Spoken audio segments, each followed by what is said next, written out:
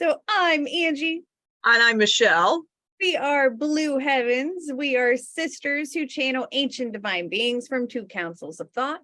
Lazarus is a divine council within the state of Christ consciousness, and they teach us love and compassion, while Michelle channels Lucian, the council within the state of Krishna consciousness, and they teach us about our illusions, and they shine a light on our illusions so we can have an understanding brought upon them, so we can heal things and move on and be happy people having happy lives.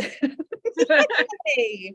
So that's what we're here today. We're on episode 2 of the Bhagavad Gita teaching, and Michelle channels Markus, who was an aspect of Sri Krishna, who is the charioteer in the Hindu text of the Bhagavad Gita. We did part 1 2 weeks ago, so if you haven't checked that out, feel free to check that out. Perfect. So today, I guess, let's call spirit into this space. Always forget to do that, and it's an important thing to do. So I invite into this space now spirit, divine spirit, our guides and the counsels of Lucian and Lazarus, as well as whoever's watching us, your guides are invited into this space. And we are all opening up our eyes, our ears, our minds, and our hearts to the message that we are receiving. If there's any pushback, we ask our guides to communicate with the other guides so there is an understanding brought upon us so that we can move forward in our lives with the ability to make better choices and an understanding of why it is necessary. Perfect. As always, thank you for joining us. Thank you, Spirit, for coming down here to offer your wisdom, as always, in selfless service, and allow us to be a selfless service to you as vessels for this information. So it is, and so it be, and so it is, and so it is. Aye. All right, guys. So my back is a little sore. I've hurt my back and my hip. So if I make grimaces and stuff, I'm in pain. It's all good. We'll move on. Perfect. So let's have Krishna come in, and if he could explain really what's going on here. So we have Arjuna on a battlefield talking with Krishna. So is Krishna really here, or is this like going on in a meditation state? If you could explain that for us, I think it'd be wonderful. No, this is Krishna. And yes, this is happening more in a meditative state. He would not have been on a battlefield. Right. I would have been right in the middle with Arjuna, right smack in the middle of this.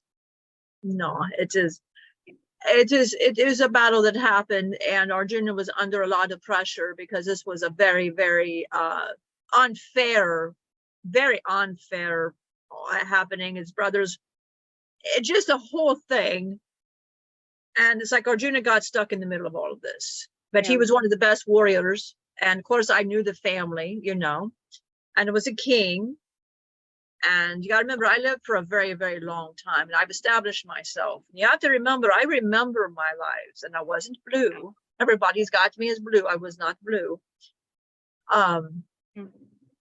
No, I was not. If you see me as blue, that's more of just a creative, and it's a different story entirely. I won't get into that. Okay. But I was a king because what has happened to Jesus, and he's an aspect, but I'm not Jesus, but he was an aspect. Like Loki's an aspect, and we all know that. But I was a king to keep my defense because I want to help people that were unfairly being treated. So of course I had. And it was a very unfair. Dharayana was not very fair to Arjuna, his family. It was just a whole thing. So Arjuna has a family of his own, and he's in the middle of looking at the battlefield.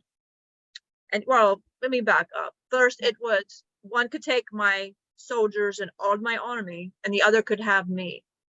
Well, Arjuna chose wisely because he was the first I saw. So he chose me, which was the wisest choice. And Duryodhana, being materialistic, of course, he chose the army, which is what he wanted anyway. Well, he ended up losing, side note, because, it's just, when you're materialistic, it just shows. But what's really happening is when you're a guru, and I'm king, but as well a guru, I don't have to be on the battlefield. Okay. I don't have to be on the battlefield. Gurus can show up astrally, but they can also show up here inside. Arjuna was opened and awakened. Okay. And he would have seen me. He was in a past life that I'd had with him. He was a sage, but he had not yet achieved the greatness. Okay. And I knew he could achieve it, but he needed this one last thing to show that he could go forth to the light, which is to go into light to the Godhead, which is who I am, the Godhead. But he needed a challenge to experience one final thing. There was a lot of decisions he's going to have to make. It was very hard decisions. And I'm glad he chose me, because when he is such a good-hearted man, was a good warrior. And yeah, you gotta look, he's on his battlefield. Now I want you to imagine, you have played with this family that you're going to fight against. You played with that Duryodhana, he's your cousin. You played with all them kids, you played with all of them. And then there's you're looking at teachers and grandfathers and all of these people, and at the end, there's gonna be women without fathers and husbands and children without dads, and this is going to be a thing, and this is falling on Arjuna's heart. Like, I'm going to go into this and I'm devastating lives. So that is when the whole meditation he does is with Krishna, and it was a span of time. It didn't happen like in 3 hours. This wasn't like how the book, but it's a span, because I remember battles take a long time. Battles take a while. They don't just take, anything about battles, they take years. Okay, so this just took a period of him meditating, and he would have had time to contemplate. Being the general, he was going to be the one making all the decisions. That is a lot fallen on Arjuna. He was going to have to make these hard decisions. Of course, he would have had a place to go, which he did, and that's where he talked to me. And I didn't ever have to leave and be on the field, because for me to be on the field is just stupid, because I'm asking to just kill me. Just kill me, and I'm asking for it. So I wasn't there. I don't know how long this is going to be. And he didn't need me in the physical, but he knew that when he called on me. So that is a miss on that. I wasn't there in the physical, but he saw me kind of like a sixth sense, like he would just close his eyes, and he'd call on me, and he'd see me, and then I would advise him, and he knew how to put his ego aside. And then that is all the conversations as you get on the Bhagavad Gita. Perfect. It's reminiscent of Jesus going on the top of mountains to meditate, to talk to the Father. Absolutely. Well, absolutely. Well, this is the same thing. Absolutely. And Ram Dass, when he would communicate to his guru after he'd passed, even actually when he was alive, it'd be astral communication, because you're raised your vibration, that's where your communication level is. It's not here in form, because God exists outside of form as well as inside of form. And the Bhagavad Gita is trying to illustrate this to us, that although Krishna is not on the battlefield, Krishna is on the battlefield in everybody and in everything and in the battlefield, but none of that stuff is there. It's all a part being imagined or dreamed. It's like a dream state. It's like we live in a dream state. And this book is trying to remind you were in a dream state, how to be aware of what is illusion and what is delusion, and how to remember what's pure and real, and then use that as your center to get back out of the dream world. So this will talk to you about how you need to direct your thoughts on the Godhead. You need to focus on Krishna. And its reasoning is that at death, you get pushed back into the Godhead if your vibration is at that level to go back, right? Like magnets, like seeks likes. It would be like getting sucked back up because you match the vibration. But if you're not quite there yet, you're back into this trap of birth and rebirth and reincarnation. You're stuck there because you're not remembering your perfection yet. So if you feel like I'm sick of being alive, I'm sick of doing this stuff, well, work hard to remember your true purpose of love and compassion and start being loving and be of self-service to other people. You're going to raise your vibration to get out of here and go back to that perfection that you seek. Absolutely. I see Rayanne with a, hey, everybody, I'm painting some walls today, but I'm listening. Perfect. Paint away. Paint away.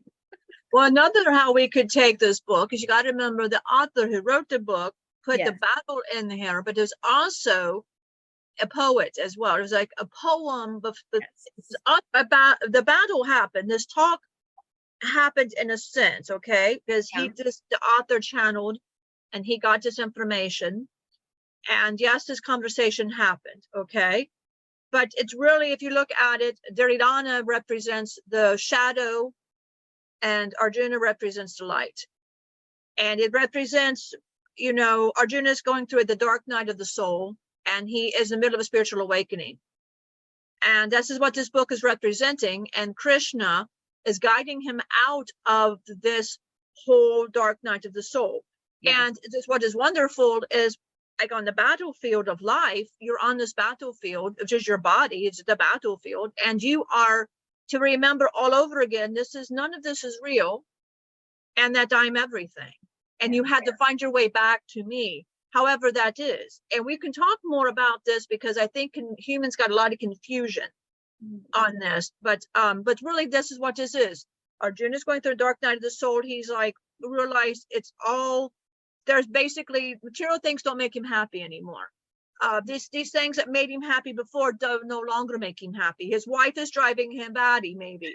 His children just going all over the place, but he doesn't see, why is he alive?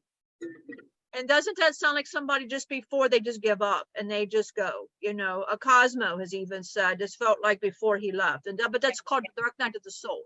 Yeah. And it is an experience to happen before an awakening can happen. And that is when I can come in, and that is the perfect time for me to come in and wake and say, hey, Arjuna, I understand. You're just, it's the light. And Duryodhana, you know, when you're talking about the battlefield, the teachers and the grandfather, all he's talking about is all my limited thoughts I have to give up. I don't want to give up all of these things because it's hard to give up all these things. I want to keep what is difficult because I don't really want to try, because if I try, it means I got to change and people aren't going to like me.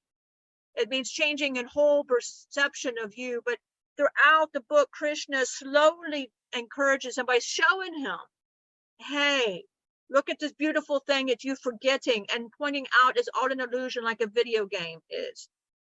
It is all you are is just, you're just in control and you're just watching a role. And the whole point of your life is to observe your thoughts, not be your thoughts. You just observe your thoughts and be happy and joyous and always come back in love. There are several paths you can take. Arjuna was following the path of knowledge. And that's for people that are just outgoing and they like warrior type, and they're just like a Matthew McConaughey would be an Arjuna. As a matter of fact, he compares himself to Arjuna. So he would be that. You got the path of love, which you had Ram Das, because that's just what he followed. There's faith and devotion too, you know, and all paths come back to me. So that book as well, you know, you remember it is really about the mind. And if you read it, it's all about ways Krishna is, you know, we're teaching, this is Markus now, we're teaching how to get back to that. His vibration got a little high. So I'm coming, and this is Markus, so I'm going to come this for a little bit and I'll bring Krishna back. Yeah. Perfect. Okay, so Krishna talked about being seen astrally, and there's something about it in the Bhagavad Gita, so I wanted to read that real quick. So this is in the chapter, The Cosmic Vision. And Arjuna is like talking about how he's finally understanding Krishna. So Krishna says, behold, Arjuna, a million divine forms with an infinite variety of color and shape. Behold the gods of the natural world and many more wonders never revealed before. Behold the entire cosmos turning within my body and the other things you desire to see. But these things cannot be seen with your physical eyes. Therefore, I give you spiritual vision to perceive my majestic power. So he's even saying, you are not seeing these things in form, you are seeing these things with spiritual vision, which brings me to the Bible with Saul walking to go persecute and murder more Christians, and his sight is taken from him. He is blinded. But as he is blinded, Jesus is trying to open up his spiritual sight so that he can truly see what's going on here, see above the illusion. And since everything is symbolic, it's easy to look at it as these eyes, right? They're down here, they see physical form, but then there's an eye above it with a higher perspective, and it sees things astrally. Absolutely. And this is Krishna. Her heart rate goes like that. So she felt like, she says, so Markus. So if Markus comes back, that is, I had to have a very high vibration. And Right. so yeah, I got a very high vibration. And she says she's been working on my vibration. So, but if you hear Markus come forth, we don't need her to pass out over my vibration. Yeah. But I would like to add, this is a little thing because I am everything. Right. And so I would like to talk about, you did talk about Jesus. So I just may be very good to talk about. And Angie, both girls are passionate, but Angie, I understand there's a reason why she's the Christ consciousness. Now I see on your Facebook, you're always with the religious and people talking about the different, judging. Now I'd like to add that I don't preach that. There is no religion. Okay. If you have to preach what your word is, I don't need your help. I don't need your help. If somebody needs to go to the light, which they will all come to the light, that's my job to get them to the light. Krishna, not Tom, Dick, and Harry over here at whoever. It's up to Jesus. If they go to Jesus, that's in the end, it's all me anyway. It doesn't matter. Just follow what is right. I get them there. You are, I plant a seed to get you there, right? I will get you there however I need to. If somebody is being unruly, I've made them unruly. They need to be unruly. They got to learn something. It is not up to you. How many lives has it took you to be here? So do not judge somebody else because you don't understand somebody else's path. You've been there before and you just forget because you're not there now. You've hit a higher vibration. They're at this vibration, but you were at this vibration before too. So please remember that. Don't be judgmental because you were here too. Yeah. So don't be preaching your beliefs on somebody.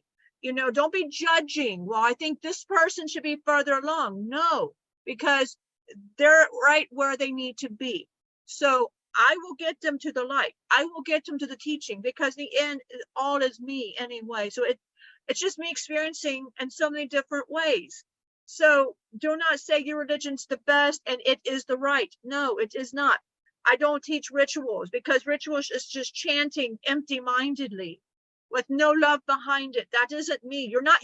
All you're going to do when you chant something with no heart, all it does is it does not go to me. It goes right back to you and right back to you because that is your ego saying, I need to hear you chant Krishna's name. I need to hear you say that because I'm holier than thou. I need to go to that church and sing about Jesus. It does not go to Jesus, that part of me. It will not go to me. It'll just go back to you. But if you really mean it, if you really truly mean it, Jesus, and that will go to me. But if you're just doing it for your ego, it does not. So please remember that. Don't be judging somebody, the transgender thing. I don't understand any of this stuff, transgender, the labels. There is no labels. There isn't. That's just a part of me expressing myself. Yeah. That's just all. You don't need to be judging. You were here somewhere. They got a high vibration. You got a high vibration. You don't need to ask questions. You don't need to sit there and be judged. Worry about yourself and let them be responsible for yourself and let them be responsible for whatever they do. And the world would be a lot better if we just show a lot more love, quit blaming others, and just be responsible for our own energies and that. This is what you're really here to do and come to the path of love. I just want to address that, Angie. I know you're very passionate about that on Facebook, and I wanted to mention this. So I just want that for people listening, take heed in that. I hope that they do, because we've always been judged. We're still judged. People judge, right? But it's very needless. And I, along my path, I read, I don't remember who said it, but they said that everybody's doing the best they can with the state of consciousness and awareness that they are in. That we can't be mad at anybody because we've been at that level of consciousness. So if you're mad at someone for whatever, think of a time that you did the whatever to somebody else. And sometimes that's enough to break that judgment chain. You still have more to go until you can free yourself from this ignorance of judgment. But judgment is an illusion. Because like Krishna has said, he is everything. He is every form, experiencing himself as that form for the evolution and the understanding of the experience. That is it. So I wanted to read this 2 paths chapter because, well, you'll know when I read it. You'll be like, hey, I know why you read that. So I don't even have to say why I'm reading it. I'm just going to read. So let's see. Put on my glasses so I can see. Oh, they make my eyes look big. Hi. I feel like a teacher. Okay. I shouldn't even look at myself. It's ridiculous. I feel like an anime character. Why are my eyes so much bigger? I have such squinty eyes. It's wild. That's cute though. I like it. You look like the character in the meatballs. This is Locaeus, the Claudius meatballs. Oh my God. Yeah, but she was cute. She's so cute. She put on her glasses. That's what that reminds me of. Yeah. So cute. It will be cloudy with a chance of meatballs. Yeah, that's it. Yeah, that's what she. Yeah. That's cute. All right, the 2 paths. This is Krishna talking to Arjuna. Be fearless and pure. Never waver in your determination or your dedication to the spiritual life. Give freely. Be self-controlled, sincere, truthful, loving, and full of the desire to serve. Realize the truth of the scriptures. Learn to be detached and to take joy in renunciation. Do not get angry or harm any living creature, but be compassionate and gentle. Show goodwill to all. Cultivate vigor, patience, will, purity. Avoid malice and pride. Then, Arjuna, you will achieve your divine destiny. Other qualities, Arjuna, make a person more and more inhuman. Hypocrisy, arrogance, conceit, anger, cruelty, and ignorance. The divine qualities lead to freedom, the demonic to bondage. But do not grieve, Arjuna. You were born with divine attributes. Some people have divine tendencies, others demonic. I've described the divine at length. Arjuna, now listen while I describe the demonic. The demonic do things they should avoid and avoid the things they should do. They have no sense of uprightness, purity, or truth. There is no God, they say, no truth, no spiritual law, no moral order. The basis of life is sex. What else can it be? Holding such distorted views, possessing scant discrimination, they become enemies of the world, causing suffering and destruction. Hypocritical, proud, and arrogant, living in delusion and clinging to deluded ideas, insatiable in their desires, they pursue their unclean ends. Although burdened with fears that end only with death, they still maintain with complete assurance, gratification of lust is the highest that life can offer. Bound on all sides by scheming and anxiety, driven by anger and greed, they amass by any means they can a hoard of money for the satisfaction of their cravings. I got this today, they say. Tomorrow I shall get that. This wealth is mine, and that will be mine too. I've destroyed my enemies. I shall destroy others too. Am I not like God? I enjoy what I want. I am successful. I am powerful. I am happy. I am rich and well-born. Who is equal to me? I will perform sacrifices and give gifts and rejoice in my own generosity. This is how they go on, deluded by ignorance, bound by their greed and entangled in a web of delusion, whirled around by a fragmented mind, they fall into a dark hell. Self-important, obstinate, swept away by the pride of wealth, they ostentatiously perform sacrifices without any regard for their purpose. Egotistical, violent, arrogant, lustful, angry, envious of everyone. They abuse my presence within their own bodies and in the bodies of others. Life after life, I cast those who are malicious, hateful, cruel, and degraded into the wombs of those with similar demonic natures. Birth after birth, they find themselves with demonic tendencies. Degraded in this way, Arjuna, they fail to reach me and fall lower still. There are 3 gates to this self-destructive hell: lust, anger, and greed. Renounce these 3. Those who escape from these 3 gates of darkness, Arjuna, seek what is best and attain life's supreme goal. Others disregard the teachings of the scriptures. Driven by selfish desire, they miss the goal of life, miss even happiness and success. Therefore, let the scriptures be your guide in what to do and what not to do. Understand their teachings, then act in accordance to them. I love this because you see, humans are the demons. Humans are choosing this demonic, right? This demonic behavior. It's not necessarily evil, it's ignorant. It's ignorant and misguided. So when you were talking about demons, you don't understand what you were saying. I had a dream last night, and it's relevant, of defending Archangel Lucifer. And when I called him Archangel Lucifer, how it touched him that I didn't just call him Lucifer. I kept this title of Archangel, and I kept it because it was given by God. Who the hell am I to take it away? Who are we to take it away? We're not. We're ignorant. We were being demonic. We don't have the understanding. So 2 paths, and you are choosing them. And as you can see, if you choose to be greedy and stuff, you're born into this now. Like now you're getting deeper and deeper into the mud of this. But if you were self-service, if you were serving others, you're raising yourself out of it. Well, now you're going to be born into a family that is of God, that does teach these things. You're raising your vibration. Your whole existence is being raised. I love that.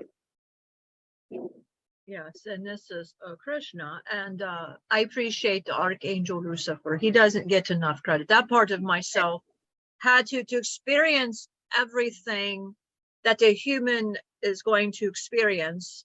Of course, I wanted to know, how are they going to be?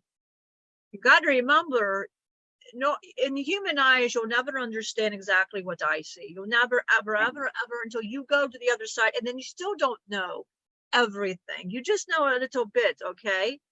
But I walked as Lucifer before, because right now he will not acknowledge Archangel Lucifer.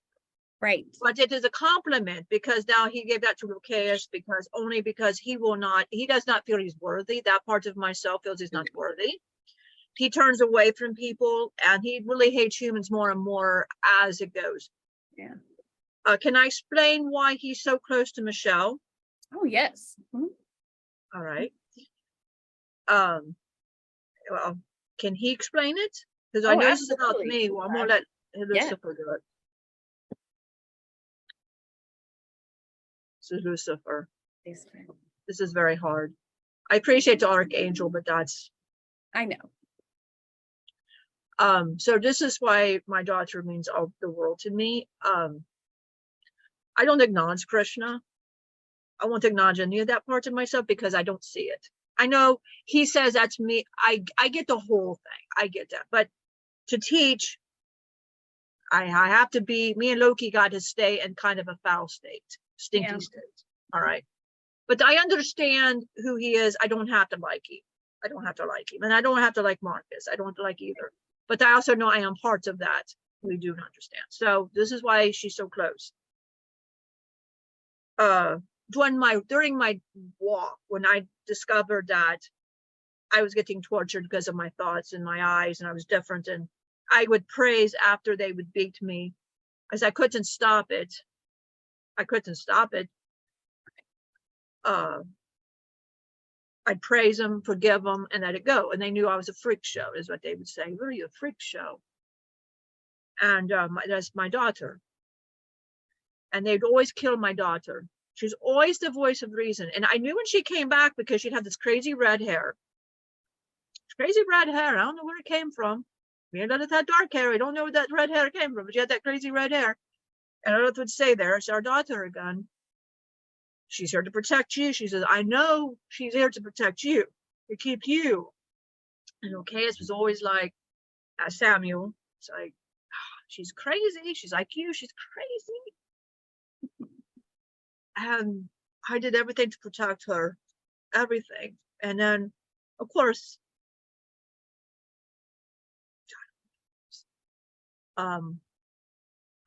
before I did anything with Lilith, I said, as I knew it was about time, because I knew kind of her span. So which is what I did. I just said, and I named her Marteka. Marteka, please don't do this again. But if you really want to help me as your dad, stay with me here and guide me here. So she stayed within the illusion to keep me okay. She stayed here, and that was my guiding light. When I seen the end, Markus, Krishna, however you want to call him, whatever, and I seen it, at that point I was so mad, I was so angry to see the light. I didn't care anymore. Yeah. I heard her, and that's where I wanted to go. And with respect, she didn't like it, but that's where I went. She had protected me all that time. And instead of letting that light go forth, because that was really what I should have done, was let the light, I did not let that light go forth. I let that light stay with me. So a part of her always stays in the illusion with me. It does not mean that Michelle will have a hellish life. It just means she just sees things a little bit different. But, but that's a part of Michelle, that's not a part of you. That's supposed to be part that you don't have to experience, Angie. But you're like a lot like Lilith. You got that Lilith, and she's got that with me. She's got that protective, I'm going to protect my dad, just whatever. And that's why I was showing signs, and that is why I come forth in her, and I can come and tell everybody in this incarnation, she comes forth in this body that is in the middle, like, it's hard to explain. Again, like Krishna says, it's hard for you to say his name without wanting to gag. But that is why I keep it. For him to experience, he did this, I had to walk to show how humans and how demon exist. You've misunderstood these blood rituals we have mentioned before, and it's worth saying just quickly. When you are drawing blood and you're doing a ritual, because what you're asking for is power. You're not asking respect for me. You're just asking for power, okay? When you draw the blood, the life force, I did this, however, kill an animal, whatever, you're not getting me. You're joining the life force of every other person that has called on me, and you're joining in that energy. That is all you're doing. You don't get me. And you get this Hayoka Lucifer. You don't get me, Lucifer. You get that Lucifer. So that is because we are not here for your entertainment. I'm here to teach. You calling me to teach, I will just teach, but you don't have to sit there and do all of that. When they say blood sacrifices, I enjoy blood sacrifices. That was because they would kill my family and make me kill my family. And people would just see from the outside judging because they didn't understand why is Lucifer killing his child. Well, they would tell me I had to do it. It came from the heavens. I had to follow whatever they said. I had to forgive them and do the thing. Would you like to kill your child, Lucifer? Of course you would like to kill your child.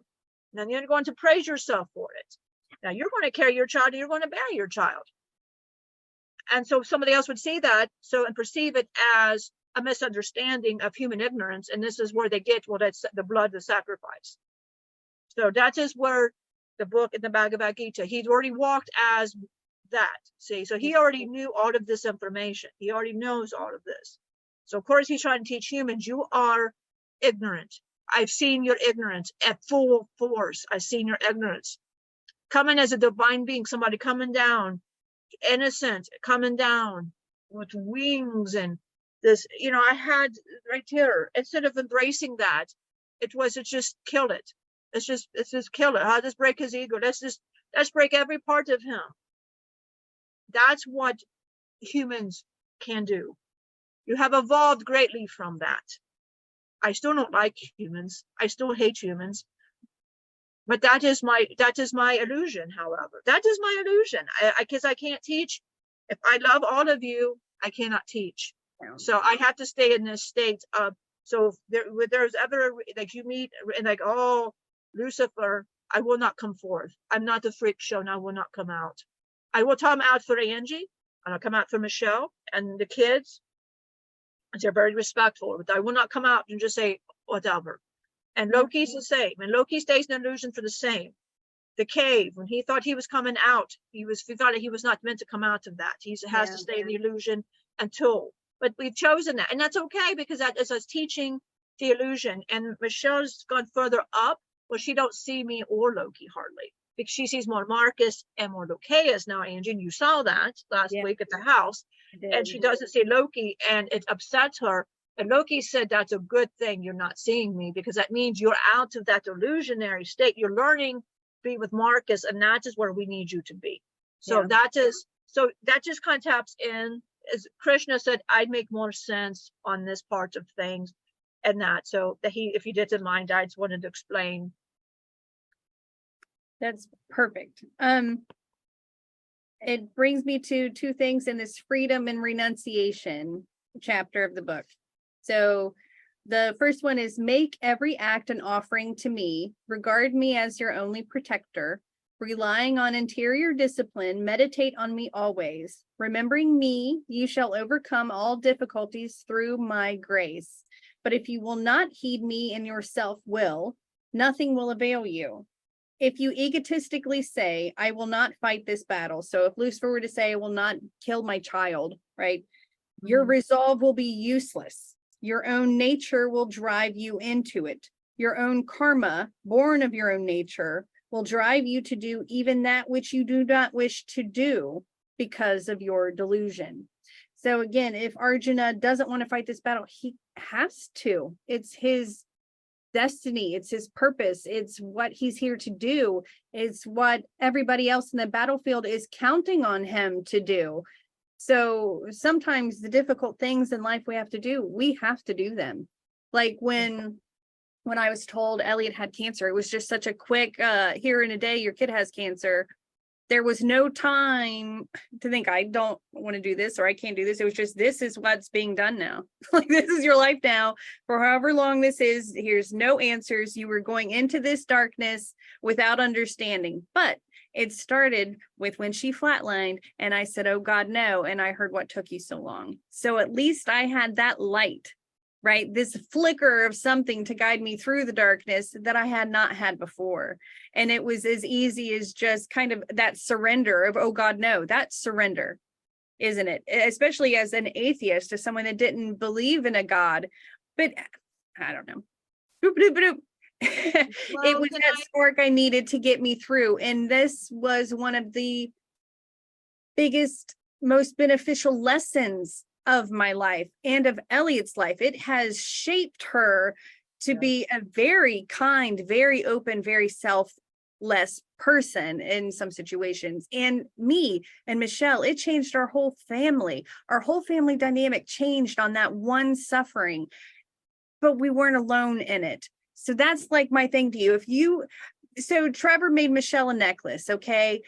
She has it on now, and she was showing this to me, and we've named it Arjuna's Battlefield Talisman, because if you look at it, it has green beads, which would signify Loki's strength.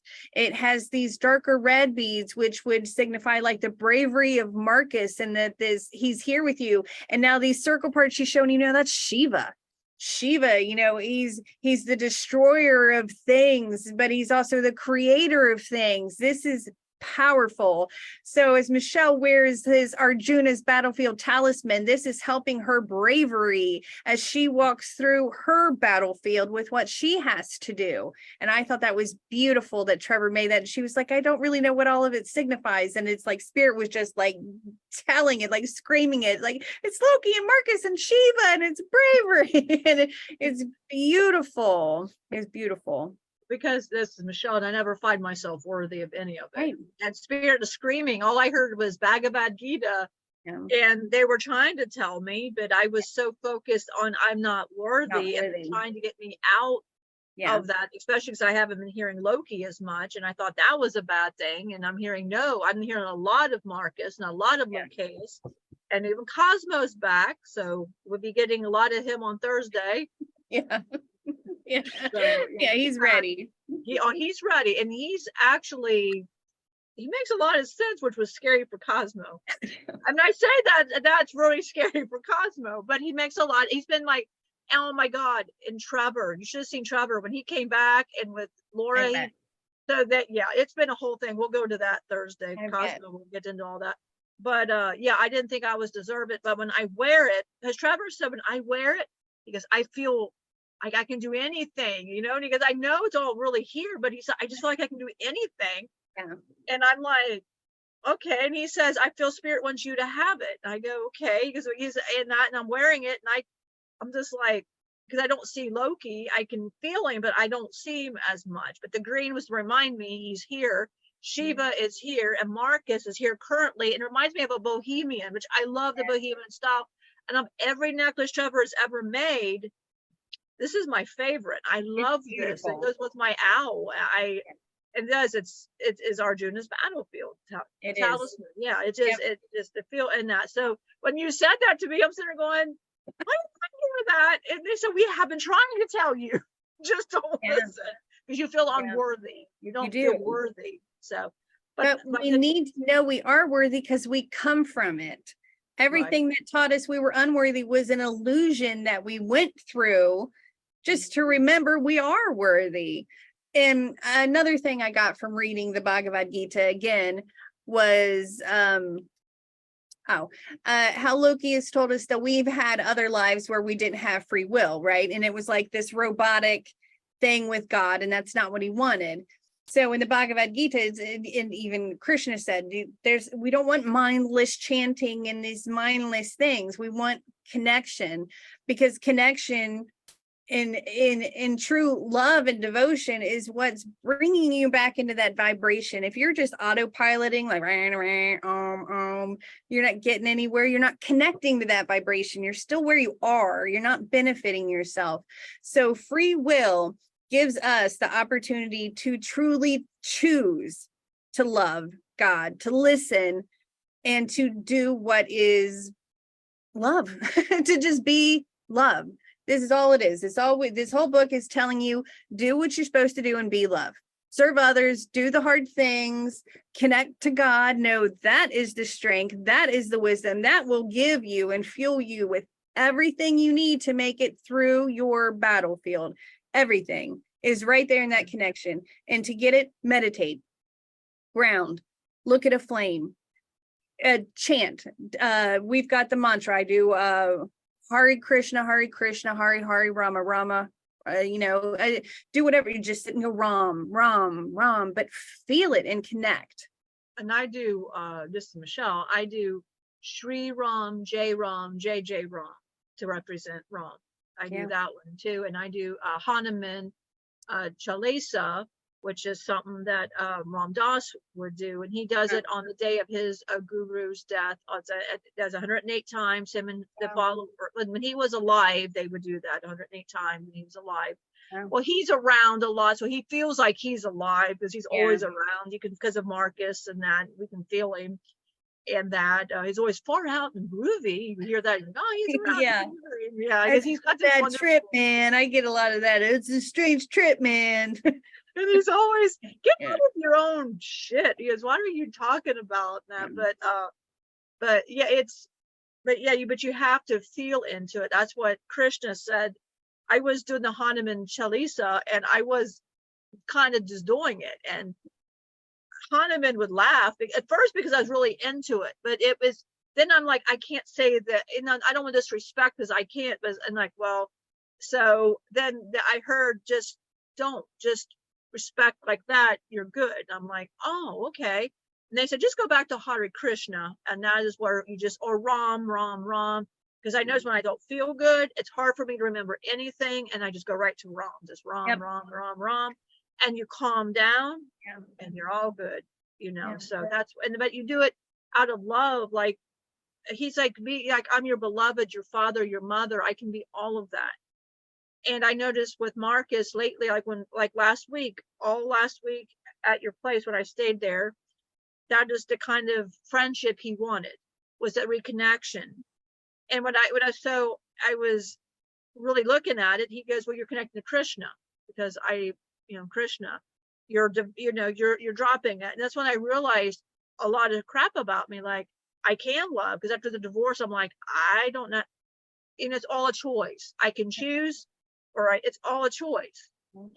That's why it's said in the Bhagavad Gita. It's choices. We make these choices, and it's like, I made the choice. I want to be happy. I want to spend time with all my kids, which I haven't been doing because I'm so in my head, and and it's like, and then you get so happy because I realized I want to be around people. That was a shock. I was like, I want to be, but no, I want to serve. I want to be out in public, which was good. So every experience I've had was great. So, and if they love the divine loves you. The divine loves you and wants the best for you. And if you don't want to say Krishna, you go somewhere else. It don't matter. It all goes to Krishna anyway. Doesn't matter. And he doesn't care who you worship. He don't care, because in the end, as long as you devote and love, but if you're going to chant, do it in love. And this is Krishna. And you were talking about the atheists. So quickly, I just want to I'm going to interrupt your story. All I want to say is atheists have their own way to me too. Scientific, it don't matter how you come to me. Scientific comes to me. It doesn't matter, as long as you do it with heart, you do it love. There's a lot of people that they're atheists, but are they wonderful people? They're great people, but they're just coming to me differently. Yes, they just come to me differently. And you're still a good person. When you were still coming to me. You just were in a different scientific way. And so it didn't matter. You found your way, how you found your way. And so it doesn't matter. So if somebody's atheist and you go, well, they're going straight to hell. No, I designed them to be like that. I made them that way because that is me in the end. That is me experiencing how to get to the Godhead, which is myself. Like, imagine this one light, this magic light, and this different all over the place. Well, that's me. That's me all over, and not just me. So you are looking at somebody else. You are looking at me. You are looking at the same light within. It is because it's me. So why would you, go after somebody when it is yourself really you're going after? And everything around you is me. Michelle's walking Arthur, and she started laughing. She said, look, Krishna's playing in the grass. Look, Krishna's rolling in this mud over here. Krishna's into this plant, eating that plant. And she starts laughing. And I said, because that is true. It is true, because that is what is happening. So. And Krishna is playful and mischievous. They said that about Loki. They've said that about Shiva. All these energies, they've been described as like joyful, but also a little mischievous. They get into shit, man. They're curious. It's curious. Like, what happens if? And again, what happens if is your wand to manifest whatever you're saying after your if there. That's creative. What happens if? So if Krishna is thinking, what happens if, he's creating this scenario to experience. I want to know what happens if. So, well, this morning it was funny. It was a perfect example of the spirit. She took Arthur, and he loves to play with bugs. Loves bugs. He just loves bugs. And so she's constantly, because he got stung a couple weeks ago, so she's constantly watching, because he likes to dig that. But she takes him out. He's walking, and there was a beautiful butterfly minding its own business. He sees it. So I said, just see what it does. The butterfly and Arthur. It played around Arthur, and it was messing with Arthur.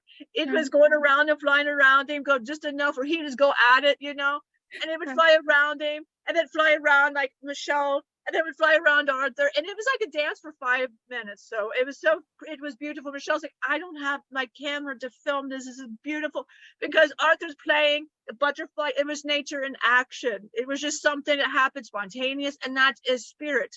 It's just spontaneous. And the butterfly, and you could feel the high vibration. Michelle said it was a black and blue butterfly. And she said, that's hilarious, black and blue. Because she said, he tumbles around. It's like he's black and blue. He tumbles around. And it was wonderful to watch him. And he was so loving this butterfly. Like, I want to play this butterfly. So that's his nature. That's just describing how it is, just spontaneous. They're playful. And animals are just playful by nature. They don't know any different. She watches him, and she's like, and I said, because I'm playful by nature. It's how spirit is. And like each of them, except for Lucifer and Loki, the rest of them are playful. The rest of my aspects are playful. Markus is playful and Locatus is playful. And those two are not playful, but they are, that's not going to be, now Loki sarcastic, but that's my protective nature. Yeah. But yeah, but spirits is what it's spirit's playful. So that it was you, because you're meant to be, the higher you go. And when you're here, you got to remember there's different forms of consciousness existing. So you're layering consciousness. Everybody's on their own journey. You know, you don't know where somebody over here is. Somebody over here could be much higher in the paradisal state, and you see more for this person, not understanding what they've achieved paradise. They're just a little bit higher, and that is okay. You're just not in a contest and comparison and things. And I wanted to mention that as well, because I know lots of humans are always comparing themselves and that, which is really not what you're here to do, is comparing. Right. We shouldn't be comparing, because we're all the Godhead. Yeah. Comparison's not great. All right. So let's give away some bundles, right? So we've got 2 bundles to give away, 1 blue journal, 1 yellow journal. Again, blue journals for someone that needs to speak their truth. Yellow journals for someone that needs more creativity. They need to allow their creativity to open up. So to get one of these bundles, put in the thing like, I'm interested in a bundle. And the question we'd ask is, what is a way that you connect to God? What's a way that you are devoted to Krishna or Christ or God? What's something that you do that this book talked about? Is it selfless service? Do you meditate? Like, talk about some of these things, and yep, we'll go from there. Perfect. No, Perfect. that sounds great. Yeah. And when you meditate, quickly, when you meditate, this Krishna, Yeah. you meditate, you are really observing the enemy, which is the ego mind. That is one of the things you have to, when you're meditating, you don't know how to, because wouldn't Arjuna have to know his enemy? Wasn't he enough to know how to go after the enemy? Wouldn't he have had to know the strategy? That's what made him a great warrior. That was what made him so great of a warrior. He'd have had to study all that. That's in your mind. So when you go to first part of meditation and somebody says, well, I don't know how to control my mind, I can't meditate and I can't sit, and I hear that a lot. You're never going to control your mind. Stop that. That's what it is. All you do is you sit there and you really see, where are your thoughts going? We made Michelle on last week. We'll follow her thoughts. She said, I have some terrible, terrible thoughts. I said, because you just let them be. They're robotic. The next step is just thought and observe and observe. And it is, I am the creator of my every thought, word, feeling, and behavior. And that stops everything, because pretty much you're saying, hey, I'm in control, not you, ego. And it's very easy. Once you start as a habit, like 21 days, believe it or not, it doesn't take very long to get your mind. Your physical body is a little different, but the mind itself, it really doesn't want to be like this. You got it light. Darkness don't want to stay. And Arjuna, when he was scared out of his mind, and he's on that, and he put that down, he said, I just can't do this. But it was his dharma to do. And Krishna said, this is Markus, told him, so heart rate started to go up and up. So I come back. Okay, now it says, this is Krishna, I come back here. So we have to watch him. He was on the field, and he said, I just don't want to do this. Krishna said, you don't have to, it's your choice. You can, or you don't, but you'll have to come back and do this again. But or do you just want to do this now? And this is going to be one of the hardest things that you do. You just want to go ahead and just do this now and achieve the Godhead. I'm already here. So why don't you just go ahead and do this now? But it is your choice, because at the very end, I tell him, this is all up to you. You can fight or you can be scared. But in the end, people will not respect you. And when you come back, it's going to be a lot worse, because now you've got some kind of karmic on you and you don't want to keep doing this.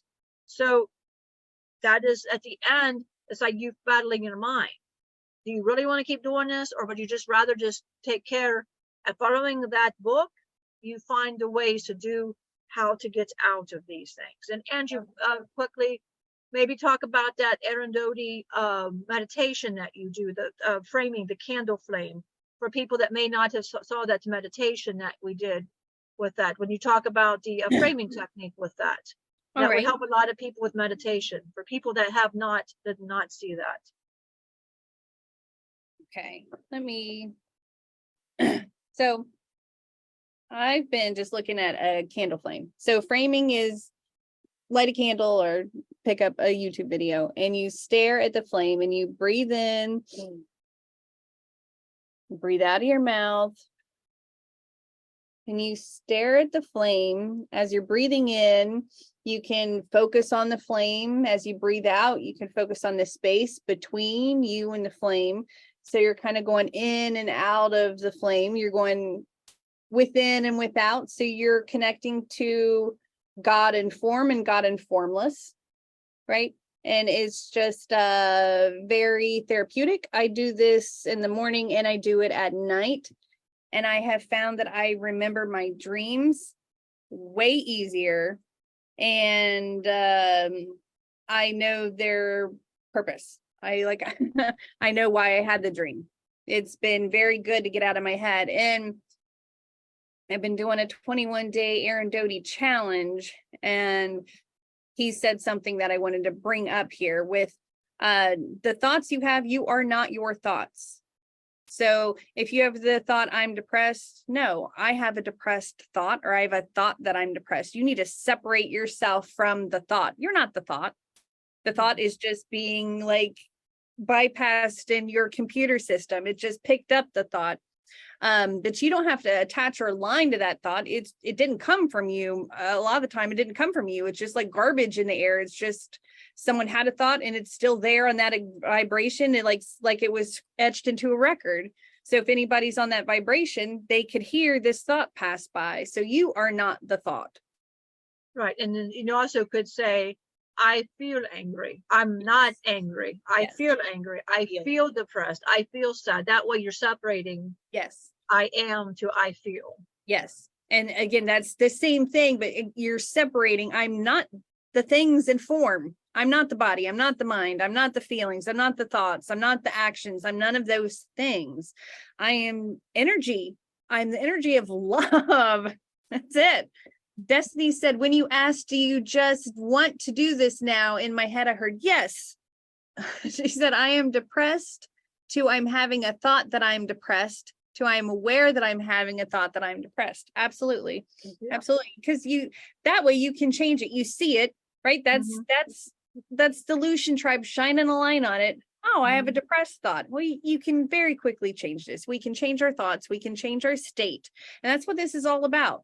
Changing your state. So if you're angry and greedy, you're not aligned to the state of love, which is just peaceful and joyful and fun, rolling in mud, playing with a butterfly, right? That is love. That is Godhead. That's what we want to align to. It's fun. It's happy. Like there's no suffering in that. You're still experiencing, but the suffering has been taken away because you see it as it is. This eye is open and you see everything for what it is. And that is your power. That is your remembrance. That is you remembering you come from something bigger. This dream is not your reality. It's just a dream. And it's a beautiful dream. I know it can look chaotic and insane, but this is the only place we can come to do this. This is special. I know it can seem really hard and really difficult, but I'm telling you, my friends on the other side that are no longer here so miss it. They so miss it. Even with struggles and crazy difficult lives, they miss it. They miss touching things. They miss drinking things. They miss eating things. So if you are still here, go find the things that you enjoy and that bring you love and bring love to others, and you will just be immensely happy. No matter what your circumstances, you will have this like a life preserver. You're just going to float by, and you're not going to be afraid of drowning. You know, you're going to float. Right. And this is Krishna. Yeah, there's many ways you can address that. We have Michelle, when she gets a thought, we're just observing it, because the candle flame has been great. And she's been doing this for like 7 days. She already can set boundaries. She's not afraid of certain things. But you seen her on Saturday. There was something different about her. Yep. And she's changing her energy and that, but it's just changing your words and her behaviors and not letting that take over. And she acknowledging your thoughts, but don't answer your thoughts. A lot of people, this conversation, like you'll have this one thought and it's 1 second it takes you to answer that thought, well, stop. It'll even go to that. Don't even. Just let it go. Don't even say this is a bad thought or good. Just observe, because that's the whole part of the meditating is you did it. And that's because what it is you learn how to do it all within, then you learn to take it out. And that's the true trick, is taking it in front of other people and really doing the same spiritual as you were doing. And that is how I work inside of you. Is that's how I know, are you ready for more? Because the more and more and more you progress, the more I give you. Then you girls can say that. And anybody know that for sure, that the more you expand, the more you are given. Because you're ready. And that. But the thoughts are just, and because Michelle, when she started observing her thoughts, letting them go. And even triggers, all it is when you go into like even a trigger, that is all you're doing. You're setting the same pattern of body mode. Like you're blacking out. Like I heard her say, well, I just black out when I eat. Well, no, you're going to the same motion, and that's what's happening. Your body gets, I'm in this motion, I must eat. That's called blackout. That's what's happening. And you're just letting your senses take over. And when you acknowledge your senses, and it's, I am the master of my mind and my sense organs, and I'm in control of what I do with that, not you. So you always have to, and that comes from Sister Shivani, by the way. So she's a wonderful, Tony Robbins, she was teaching these 2 things. But thoughts are an illusion. All of this is an illusion. You go from subconscious to conscious, and you're going to superconscious is what you're doing. When you're superconscious, you're in spirits, and that is what you achieve. And yes, you can, but the degree. And what are you going to talk about on Arjuna in the book about how he saw when he asked to see me? Oh, yeah. All right. And this isn't the right book. I'm covered in books over here, and it'd help if I got the right one. Let's see. Because it was similar to, it's similar to like, it's similar to the Bible, its explanation, what it sees in God, which I thought was super cool. So this is in the chapter, The Cosmic Vision. And this is Arjuna saying what he saw. So, O Lord, I see within your body all the gods and every kind of living creature. I see Brahma, the creator, seated on a lotus. I see the ancient sages and the celestial serpents. Snakes. What? There's snakes in there? Of course there is. I see infinite mouths and arms, stomachs and eyes. You are embodied in every form. I see you everywhere, without beginning, middle, or end. You are the Lord of all creation, and the cosmos is your body. You wear a crown and carry a mace and discus. Your radiance is blinding and immeasurable. I see you, who are so difficult to behold, shining like a fiery sun blazing in every direction. You are the supreme, changeless reality, the one thing to be known. You are the refuge of all creation, the immortal spirit, the eternal guardian of eternal dharma. You are without beginning, middle, or end. You touch everything with your infinite power. The sun and moon are your eyes, and your mouth is fire. Your radiance warms the cosmos. O Lord, your presence fills the heavens and the earth and reaches in every direction. I see the 3 worlds trembling before this vision of your wonderful and terrible form. The gods enter your being, some calling out and greeting you in fear. Great saints sing your glory, praying may all be well. The multitudes of gods, demigods, and demons are all overwhelmed by the sight of you. O mighty Lord, at the sight of your myriad eyes and mouths, arms and legs, stomachs and fearful teeth, I and the entire universe shake in terror. O Vishnu, I can see your eyes shining with open mouth. You glitter in an array of colors, and your body touches the sky. I look at you and my heart trembles. I have lost all courage and all peace of mind. When I see your mouths with their fearful teeth, mouths burning like the fires of the end of time, I forget where I am and have no place to go.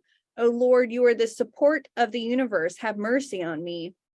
I see all the sons of Dhritarashtra. I see Bhishma, Drona, and Karna. I see our warriors and all kings who are here to fight. All are rushing into your awful jaws. I see some of them crushed by your teeth as rivers flow into the ocean. All the warriors of this world are passing into your fiery jaws. All creatures rush to their destruction like moths into a flame. You lap the worlds in your burning mouths and swallow them. Filled with your terrible radiance, O Vishnu, the whole of creation bursts into flames. Tell me who you are, O Lord of terrible form. I bow before you. Have mercy. I want to know who you are. You have existed before all creation. Your nature and workings confound me. And a side note, he said, sometimes because we were friends, I rashly said, oh, Krishna, say friend, casual, careless remarks. Whatever I may have said lightly, whether we were playing or resting, alone or in company, sitting together or eating, if it was disrespectful, forgive me for it, O Krishna. I did not know the greatness of your nature, unchanging and imperishable. So he sees all this stuff, and then he comes to the realization that everything is a system, everything is a process, everything has a purpose and a place. And he sees that God is all of it. And he feels bad that he didn't treat it with the respect that it deserved. And at some point in your spiritual journey, that is the point you will come to.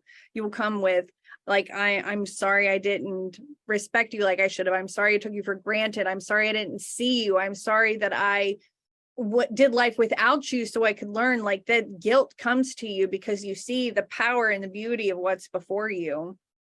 Right. Yeah. Michelle's had these realizations several different times, you know, like she never took none of my aspects for granted, not once, but to realize the bigger picture of everything, then it was the same moment, the same moment it is.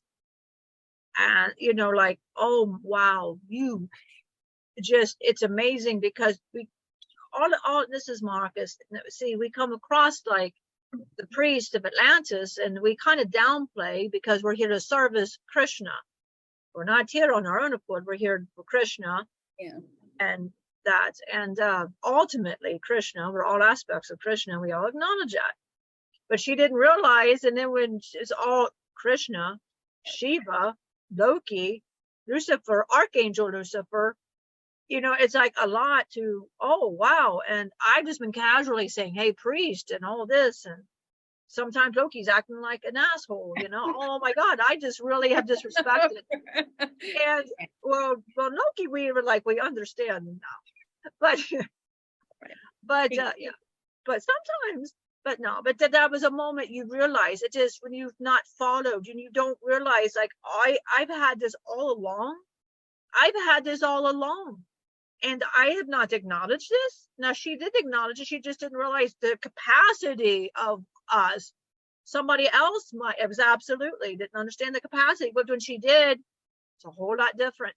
She said, like, we found out, like, you know, like, we told her, like, household. Like, for example, she says, well, she downplays what she does. She says, well, just, you know, do this, mom. I don't go do.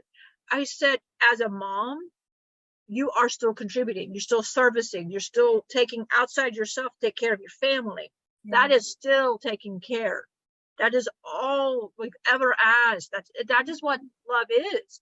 You don't have to go to the masses. Your dharma maybe is different to somebody else's dharma. You're teaching it different than somebody else.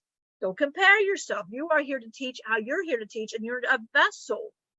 And I said, she sometimes feels she's not well versed. She says, I can't talk like somebody else could talk, and I don't write like somebody else can talk. She'll compare herself. And we're like, you're not here to do that. You're here to be auditory. You're here to be auditory. You're not meant to do that. That's not your dharma. Your dharma is to do it this way, to love your children and do it the way it is. I said, more happens as you choose more. More happens in that. And she's seeing now that, and she sees more. And the spirit's gift yesterday you were sending, she saw that, and she Locatus and her cried. They were not expecting that because it is simply we all loved Betty. You heard Betty Bunny. Oh my God, Betty Bunny got serenaded every morning. I love Betty Bunny. Every morning. It was like, okay, I know nobody was hearing me sing. This is not about the Bhagavad Gita, okay? But so I'd wake up in the morning, and Michelle started crying because she realized I was talking about our kids, about now, you know, our kids. and our daughters and stuff, because she always forgets these things. She was like, oh, we had kids. Oh my God, yes, we did, honey. But when Betty would come and really played, we were playing with her, and I'd be like, oh, she's the belle of the ball. Look how beautiful she is. Oh, I just love you so much. Little scoochie butt, and she would just love into that energy, and I would stop singing. She'd butt her nose like, no, you keep petting and you keep singing. Yeah. So she got serenaded every morning. I serenaded her. I always called her the belle of the ball. She is my little princess. So it's not I said, you're not really my princess. You're just for this to. That's a Betty Bunny. That's a Betty Bunny. She's beautiful. God. She's a girl. She was my belle of the ball for a few days. And I loved on hers. But there was a beautiful spirit gift.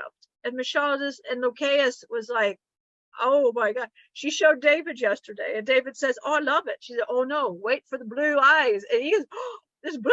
She says, I know. And he goes, and it was all just because we love you. Of course, we love you and your family. We love all of you. But it was a joy to wake up to all of the animal friends just waking up and being a part of their lives and servicing and watching Locaeus be. And Locaeus is just Mr. Let's just go and do it. Yeah. And then I'm singing to all of them. I'd sing to Shelvis and Ruby, the turtles, which are beautiful. And Taki don't have none of the singing, just play. So Loki would come out and play with Taki. That was more of that. And then we'd hear a noise coming forth, and we were waiting for Cleo to bark, and we're like, oh, wait a second. Or Arthur now. So we were just kind of waiting. So that off topic a little bit, but we were all just very excited. But yeah, sorry. I was excited. That's what we did. And when you said about Betty and you messaged that's what I did. I sang to her all the time. I sang to her. Yeah, it's all good. I mean, so I noticed our Ask Lazarus is spirit gifts from Jerry's kids. Mm-hmm. So it's another giveaway. So we'll show you what we're giving away and do a spinner thing. So if you have commented or liked or shared our Facebook Live events within the past month, your name will be entered into the Pick Me chart app, and a winner will be chosen to receive whatever gifts we show on Thursday. And it might be later on Thursday because we have some plans earlier in the day. So we'll let you know ahead of time, like maybe what time. I don't know what time, maybe 6 or 7. Maybe we'll go back to a 7 o'clock. Actually, that makes sense. Let's do 7 o'clock. Just do a 7 o'clock. Yeah. So, and if anybody wants one of these Bhagavad Gita spirit gifts, and I keep feeling like this yellow one is supposed to go to Ryan over and over and over that too. Again. I have felt this, and she hasn't answered any questions. I don't know if she doesn't realize. Okay, all right, this is Loki. What did I say could be a good winning answer if you just wanted to just say the winning answer? I know she was waiting and listening. Yeah. I know she's got this one. So she's still there with a blah, blah, blah. I definitely feel like that is for her. Spirit wants her. And the fact that she said she was painting, which is a creative endeavor. And I feel like whoever is supposed to get one of these bundles with the yellow is supposed to start tapping more into their creativity. So Ryan, I almost just feel like, send me your address. So I'm here. I'm just listening. Do you want one of these? Do you feel like you want one of these? Because I have felt like this has belonged to you since I got it. I have felt that is what spirit. No, we're doing a bob. It is for her. It is for her. Okay. Yes, because she was listening. Yes, she's painting yellow. Well, yeah, that is that. Right. Divine. All right. Send me your address, DM me your address, Brianne, and you're getting the bundle. And you're getting colored pencils with it because of the creativity. They said you need to access your creativity. So they had me buy colored pencils so you can do coloring in your journal. I love that. Destiny said, shut the front door. But I sure do. You're amazing. I love that. So heck yeah, so we still have one bundle to give away then with the blue. So we still have one left with the blue, and the blue is for someone that needs to speak their truth. So if you feel like you need to speak your truth and that this has interested you, let us know. Put I'm interested, blah, blah, blah, and we got you. Perfect. I love that. Rayan said, thank you. I will send along my address. Perfect. I love that. Perfect. Yeah, because this is Loki. Because we were saying Yeah, that's Yeah. so good. Painting her room yellow, of course. No, nobody else could do the blah blah blah. That was for Yeah. Rayanne. Right. Nobody else did the blah blah blah. That was only for her. It's taken. Shit's taken. Can't do the blah blah blah blah Yeah. blah blah. Perfect. Thank you guys for joining us. I hope you got something out of it. I don't know. We still have a couple other books we talked about, and at some point we need to do the Ramayana, because Destiny had a new guide, and then we've got Hanuman, and he kept coming in strong the other day, and I saw that he was in the Ramayana book, and so I flipped to it, and it turns right to a chapter about Hanuman. So it's like, okay, I get it. So at some point the Ramayana needs to be taught, but we still have Be the Love and McConaughey's Green Lights and the Four Agreements and a couple other things. So we'll pick which one we want to do next, unless you guys have out of all of those, did one sound good to you that you would like us to try next? Let us know. Perfect. Destiny said, yep, loved all this. Thanks, friends. Miss y'all. Perfect. And Destiny's side message, I received a message for you earlier this week that I feel like you look at like Michelle and I, and you're like, well, there's a team. And then you see like Jennifer and her cousin, and you're like, well, there's a team, and you feel like you're in need of this other person. And no, dear one, you are the one person. No, nobody else is going to compliment you. That's why you have this masculine and the feminine. You were an all-in-one vessel, and you came to be an all-in-one vessel.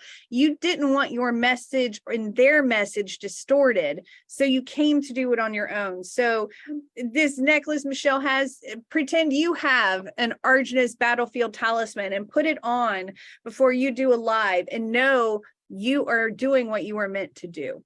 You are standing in your power, and you are doing it. This is the message for you. Yes, yes, yes.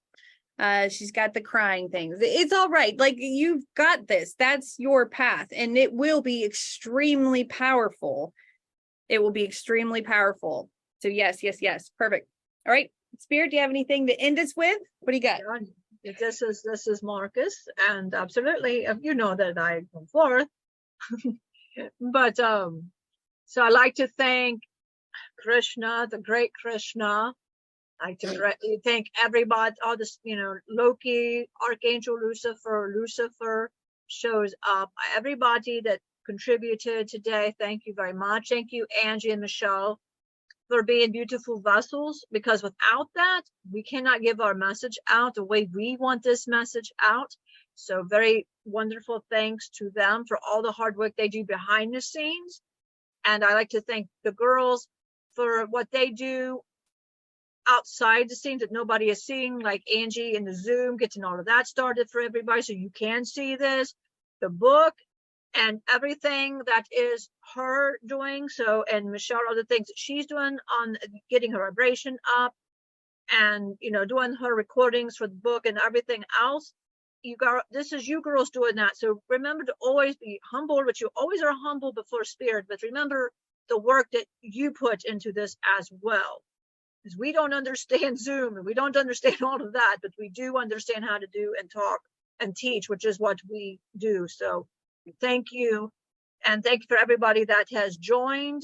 Thank you for all the beautiful people, Ray Ann's and the painting of the yellow, Destiny.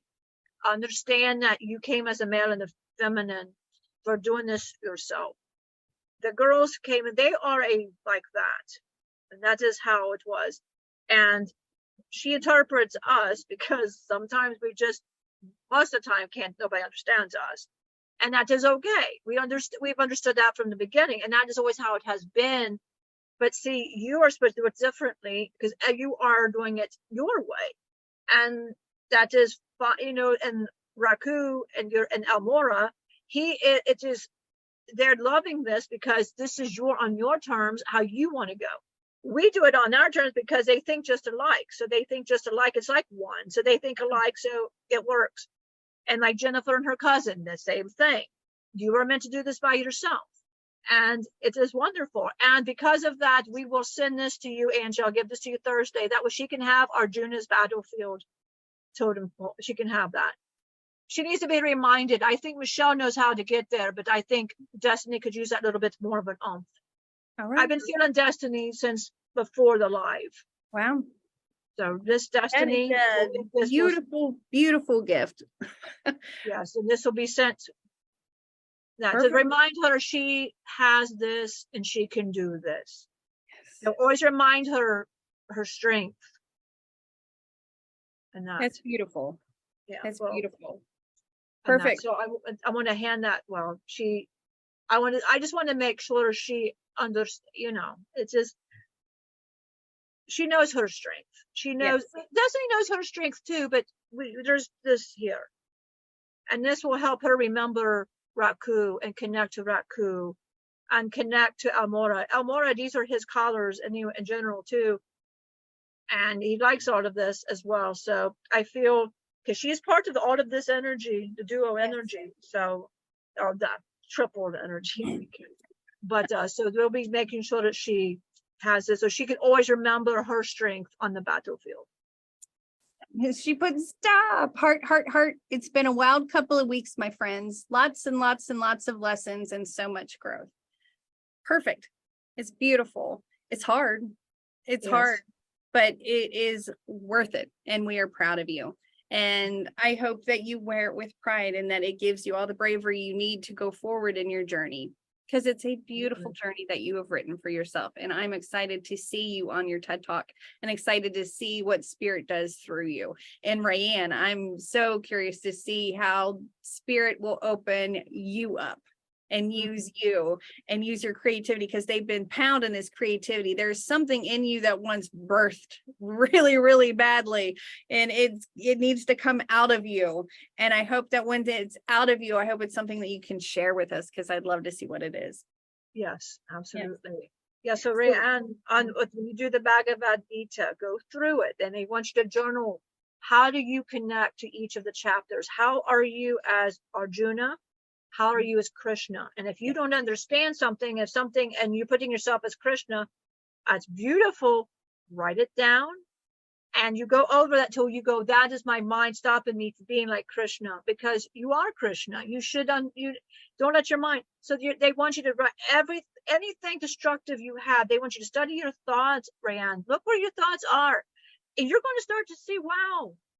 And that's what they want you to do. Read the Bhagavad Gita and read it over and just really meditate on it. Close your eyes, really bask, and you'll notice it will. And art, you can the journal and however you're so creative. But yeah, we'd be very curious how it's going to be, and the path of God as well is a wonderful. And he even says that when you read that book, you make journal, make a journal, color it, make it beautiful, and write notes all throughout that as well. He describes in beautiful detail and with humor, because Spirit is humor.